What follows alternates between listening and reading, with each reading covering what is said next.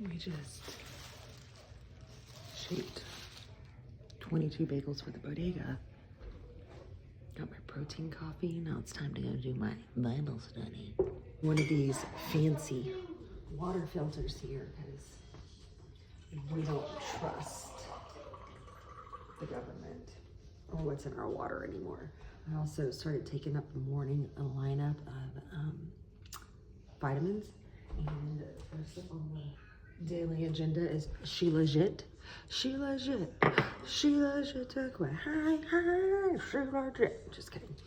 This is like minerals and stuff, so I'm just gonna do a little drippy drop of that. You can't see my face, who cares? We're learning. Bottoms up. If you've never tried She Legit, it tastes like you're drinking a campfire.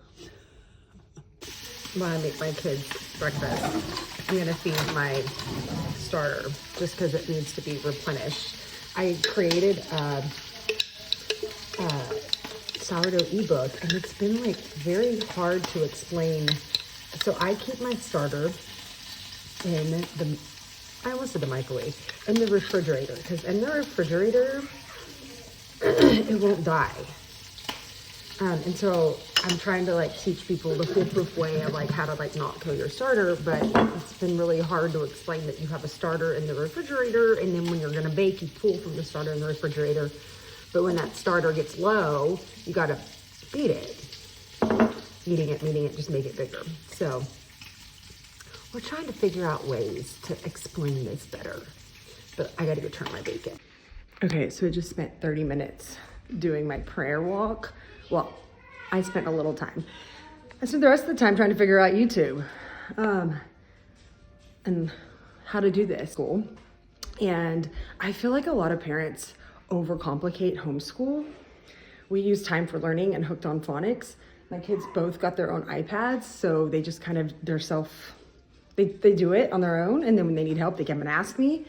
So they've been starting this new little rhythm of doing it like right when they wake up, so they don't have to worry about it the rest of the day. I see all these like homeschool moms, and they have all these like curriculums and books and more books and papers and binders, and we just have an iPad, like a writing pad for them to practice writing. I've learned to not overcomplicate anything, but I am preheating my oven. I'm about to boil some water, and while that's happening, I'm gonna do my workout. I'm also doing the 75 Heart Jesus with my friends.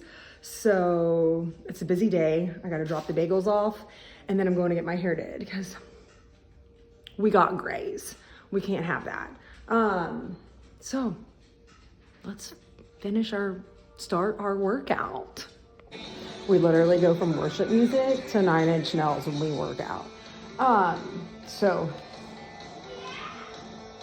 up until recently, I was a Beachbody body coach, and I felt the Lord tell me to like slow down, and then Beachbody went shady and they got rid of all their coaches.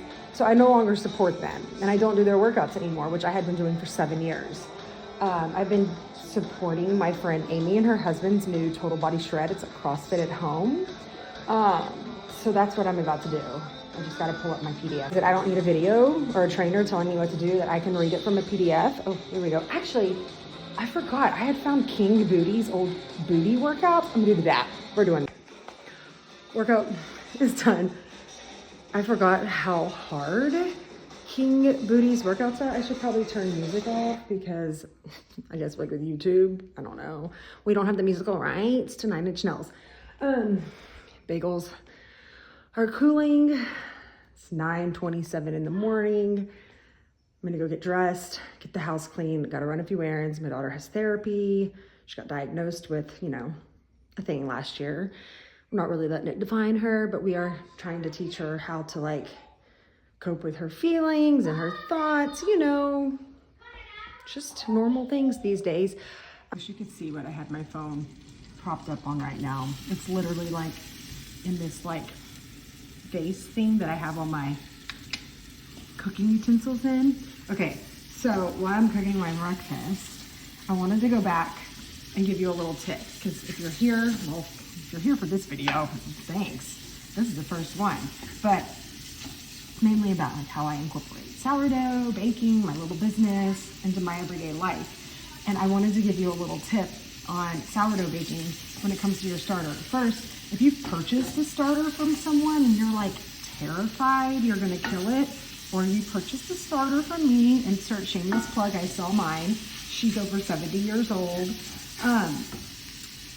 What you want to do to ensure you don't, these are 2 tips to ensure that you're never going to kill your starter. One is you're going to feed it, and when it's at its peak, you know, when it's all bubbly and fluffy, you're going to get some parchment paper and you're going to spread it, not all of it, just spread a little bit of it out on a thin piece and let it dry out, and then just bag it up. And now you have dehydrated starter, so if you accidentally kill your starter, you have a backup. Number 2 is how I leave it in the refrigerator. So it's like when your starter is in the refrigerator, it's not gonna die. If you haven't touched it in a while, it might get this gray liquid on top of it, which is called hooch. It's just fermentation. But if you keep it in the refrigerator, it can't like ferment. Or if it does, it's like slow. I don't know the whole science behind sourdough, you guys. I just know how to do it. So, what you do is when you're baking bread, you're just going to pull a little piece from your sleepy girl in the refrigerator, and you're gonna waken her by feeding her just a little bit.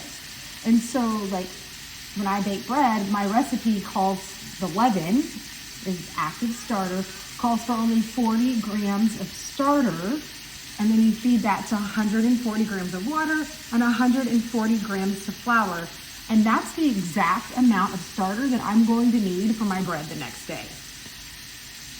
When old girl starts to get low in the refrigerator, you just act like you're gonna make bread, 40, 140, 140, but instead of baking bread, you're gonna take that big fluffy starter and you're gonna replenish old girl in the refrigerator. And in that way, you have an endless supply and you're just making your active starter on demand. It's the easiest and most simple way. Okay, friends, it's a new day. I got a new hair. Last night I fed my starters. Did I record myself? No, I forgot. So we'll do that today.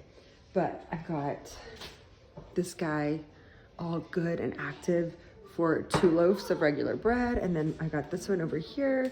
And I'm gonna be making hamburger buns for a friend. I will record that. And I'll post some on here. I'm also adding some to my ebook. But first, we pray a walk and we work out. And okay, I wanted to share my favorite sourdough discard pancake recipe. I'm making my kids breakfast right now, so I'm gonna read my recipe right here. So discard just basically means it doesn't ferment. It doesn't have to sit. You can bake with it immediately. She should be in your refrigerator. So take a 1/2 cup of your sourdough discard, pour it in a bowl, 1 egg, 6 tablespoons of milk, 1 tablespoon of melted butter, a 1/2 cup of unbleached all-purpose flour, 1 tablespoon of sugar, 1 teaspoon of baking powder, and 1/4 teaspoon of salt. Mix it up, and then I like to fold in chocolate chips, and then cook as usual. And then you have healthy sourdough discard pancakes. Okay, so I'm normally like the type of person that really can screw up pancakes. They just don't ever pancake for me. Sourdough discard ones, I just use like 1/4 of a cup. For me, they always work.